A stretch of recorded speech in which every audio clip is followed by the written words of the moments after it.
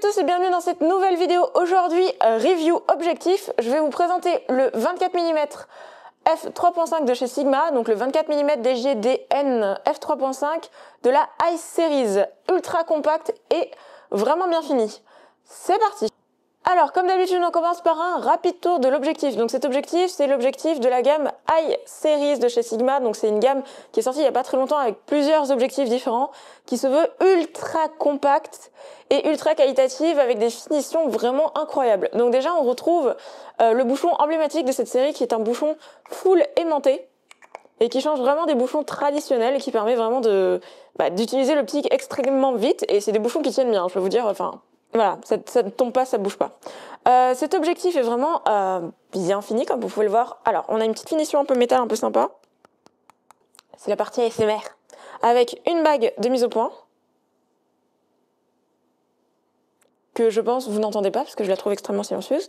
Et une bague de diaph. Vraiment, je suis fan des bagues de diaph. Écoutez-moi dans ça.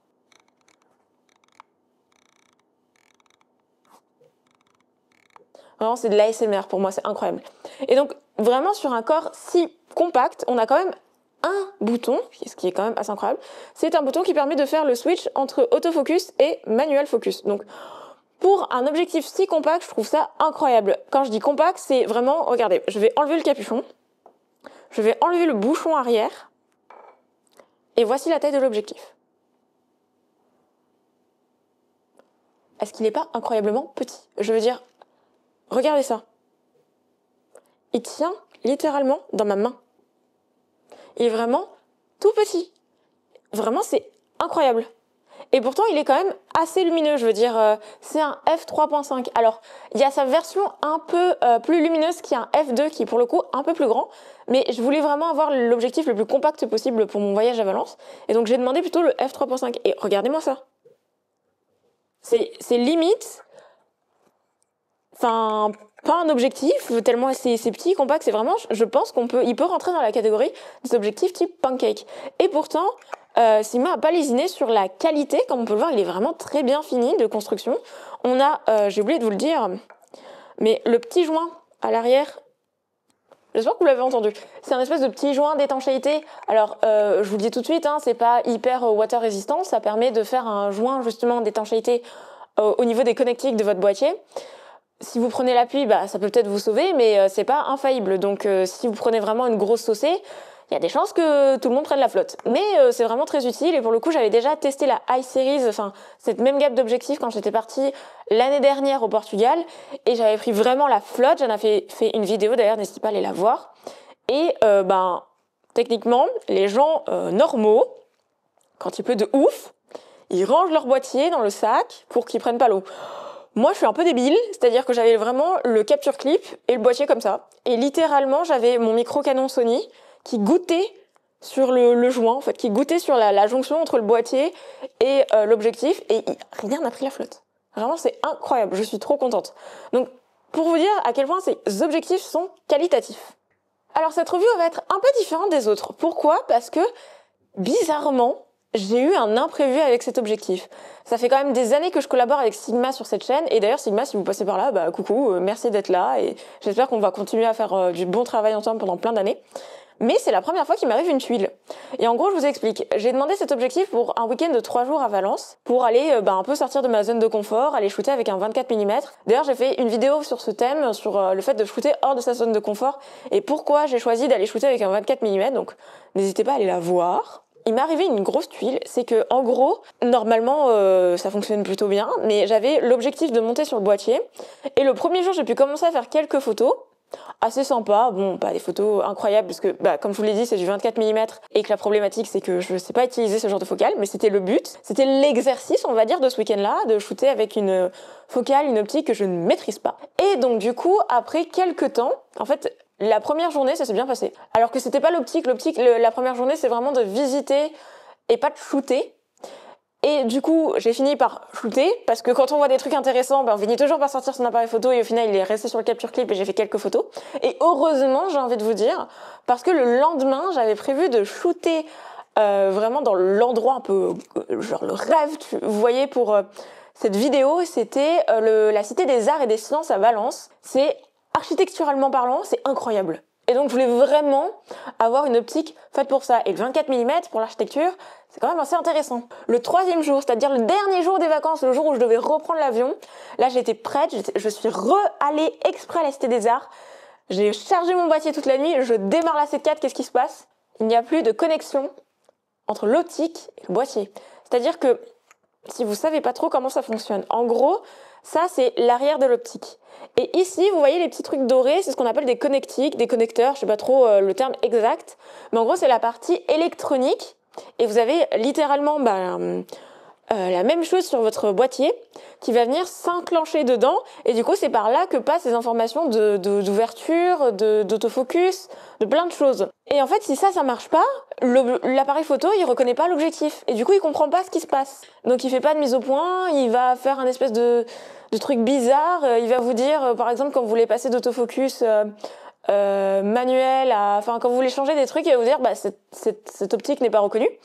Et c'est ce qui m'est arrivé. Vraiment, vous vous rendez pas compte le seum que j'avais à ce moment-là.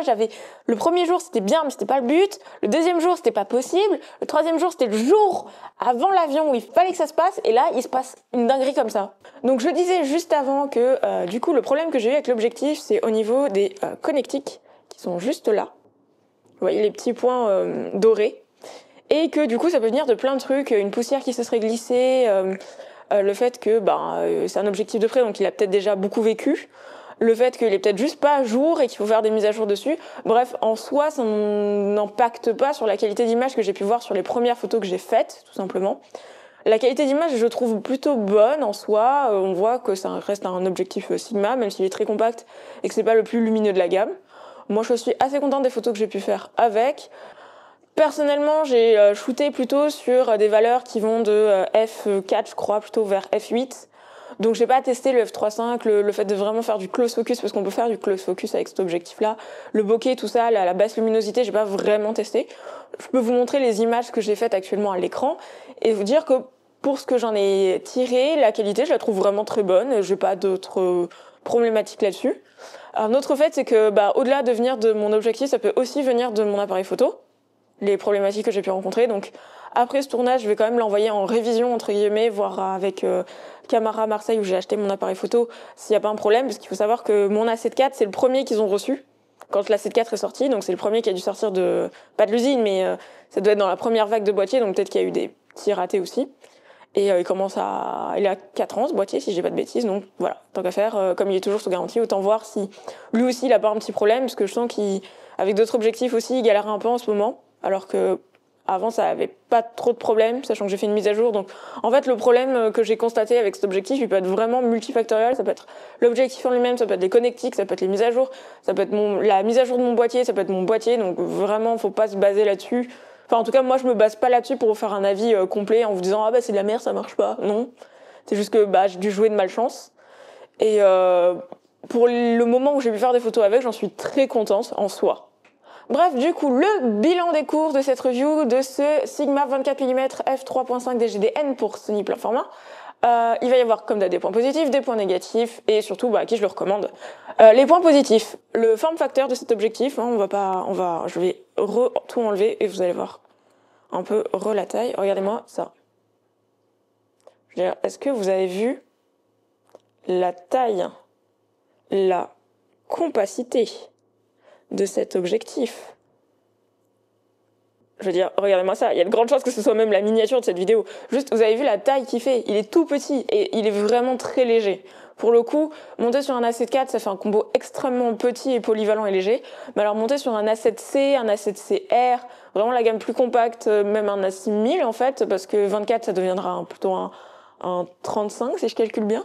Vraiment, ça vaut le coup. Alors oui, c'est pas un F2, c'est pas le plus lumineux de la plage, mais est-ce que vous avez besoin de F2 ? Peut-être que faut vous poser la question aussi, est-ce que vous avez besoin d'aller F2 ? Si oui, prenez le F2. Si vous êtes dit, finalement, moi je suis plutôt dans les conditions où il y a de la lumière, ou j'ai de la lumière avec moi, en vrai, F3.5, c'est pas si fermé, c'est pas si grave d'avoir un objectif qui est pas F1.4.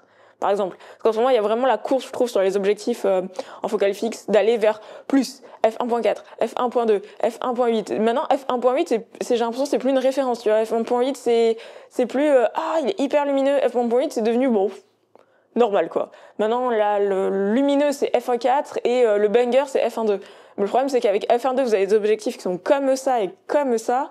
Et en vrai, personne ne shoot à f1.2. La distance où la zone est nette, elle est tellement faible que... C'est fun, hein, de shooter à f1.2. J'ai testé le 50 f1.2, mais pour tous les jours, en vrai, il est tellement lourd que finalement, il est pas discret en plus. Je préfère avoir ça, en fait. Je préfère avoir ça qu'un truc à f1.2, f1.4. Après, c'est possible d'avoir des objectifs très lumineux et très compacts, hein, mais du coup, c'est hyper cher. C'est plein de rapports comme ça. Donc, du coup, les points positifs de cet objectif, c'est sa compacité. Je trouve que son ratio de luminosité, il est bien fait. Sa qualité de fabrication, je veux dire, cette petite bague de diaph, là, on s'en lâche jamais. La petite bague de mise au point qui est quand même là, enfin, pour moi, elle me convient bien. J'ai pas eu le temps de le shooter en manuel, j'avais prévu de le faire, mais comme je vous l'ai dit, le shooting s'est révélé un petit peu olé olé. Le fait qu'on a un petit joint derrière, donc vraiment il est cool, on a quand même des boutons, malgré tout, malgré la compacité, on a quand même pas mal de choses qui sont présentes sur l'objectif. Moi j'ai des objectifs qui sont un peu similaires. Typiquement, je vais vous montrer un objectif que j'ai qui est un peu similaire. Donc un objectif un peu similaire que j'ai, c'est le Viltrox 40 mm f2.5. Et pour le coup, comme vous pouvez voir, il n'y a rien en fait, il n'y a pas de bague. C'est vraiment finition plastique, il est hyper léger, ça fait un peu jouer quoi, ça fait un peu toc, un peu plastique. Et voilà, vous voyez, comparaison face à face, à peu près la même taille. Hein. Mais celui-là, c'est un 24 mm f3.5 de chez Sigma, finition métal, iSeries et tout, et celui-là, c'est un Viltrox 40 mm. Faut que je vous fasse la review des Viltrox que j'ai acheté. J'ai le 40 et le 28. Et vraiment, je vois plein de gens s'enjailler sur le 28, mais moi, je suis vraiment pas contente de cet objectif. Je trouve qu'il vaut pas son prix et... Bref, il faudra que je crache du sel, mais plus tard. Donc pour revenir à ce petit bonhomme, vraiment les points positifs, ils sont vraiment nombreux. Les points négatifs, on peut dire que c'est un f3.5, pas un f2, parce qu'il existe en f2, il a un choux plus grand. Je pense que le f2, il doit arriver... vous voyez, le f3.5, il doit arriver là, le f2, il doit arriver au-dessus de mon pouce, un truc comme ça. Donc c'est un peu moins compact, c'est un peu moins, du coup, discret, on va dire. L'autre point négatif que je veux dire, c'est que du coup sur l'objectif que j'ai testé, la version que j'ai eue, il a mouru, il a décédé, il a plus voulu travailler. Après, sinon, la qualité d'image, elle est bonne, je trouve, mais c'est pas la qualité d'image qu'on peut retrouver, je sais pas, dans la gamme Art ou vraiment sur des objectifs extrêmement performants. Peut-être le 24-1.4 de chez Sigma, je pense qu'il explose littéralement ce 24 là, mais c'est pas du tout ce qu'on lui demande, c'est pas la gamme, c'est pas le public visé. En termes de public visé, justement, on y vient. Pour qui je recommande cet objectif, tout simplement?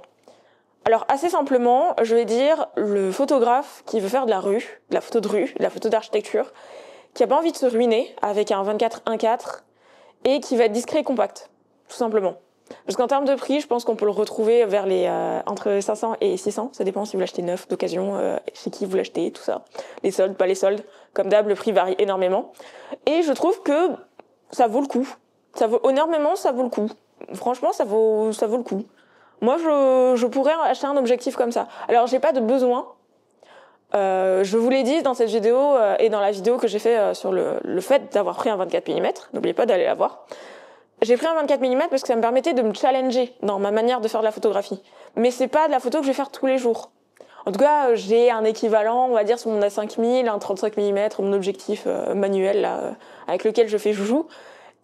Je mettrai pas 600 € dans un objectif juste pour faire joujou, même si en fait je fais joujou, je suis en train de me rendre compte que je fais joujou avec un A7 IV, je fais joujou avec plein de trucs, donc en vrai, c'est pas un argument valable.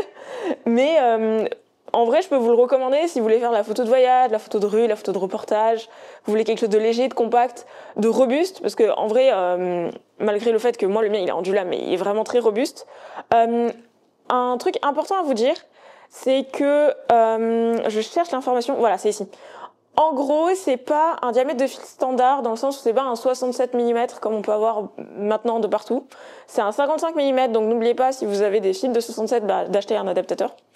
Et la chose intéressante sur cet objectif, c'est la fonctionnalité de close focus, Donc il peut faire un focus vraiment très très proche, et ça c'est vraiment intéressant quand on veut faire un peu de la photo. Pas macro, on va pas aller jusque là parce que c'est pas un objectif macro, mais qu'on veut aller chercher un petit peu son sujet, se rapprocher, ce genre de choses, je trouve ça intéressant. Donc voilà, les points que je voulais aborder avec vous pour cet objectif. Si vous êtes intéressé, dites-le dans les commentaires, parce que je pense que vous pouvez avoir des questions plus précises ou autres, et vous pouvez me les poser soit là, soit en DM sur Instagram, il n'y a pas de souci, généralement je réponds. Si vous avez ce genre d'objectif de la gamme iSeries de chez Sigma, je serais intéressée d'avoir votre retour, parce que j'aimerais bien tester l'autre, vraiment le pendant de cet objectif. La catégorie d'objectifs que j'utilise le plus, on va dire, et que j'aimerais bien demander à Sigma en prêt s'ils sont ok, ce serait plutôt le 90 mm. Oui, comme d'hab, on retourne dans les grosses plages focales, parce que pour le coup, le 90 mm, il a l'air ultra compact pour un 90 mm, c'est un f2.8, et il a l'air d'avoir des fonctionnalités assez intéressantes, donc j'aimerais vraiment le tester sur la chaîne. Le mot de la fin, ça serait, si vous cherchez un objectif petit, compact, en 24 mm, pour faire de la photo de rue, de reportage, de voyage, vous avez besoin d'un petit compagnon solide à monter sur votre boîtier, franchement, allez-y, foncez, il a l'air vraiment bien cet objectif. On se retrouve dans 2 semaines pour une prochaine vidéo. Allez, salut!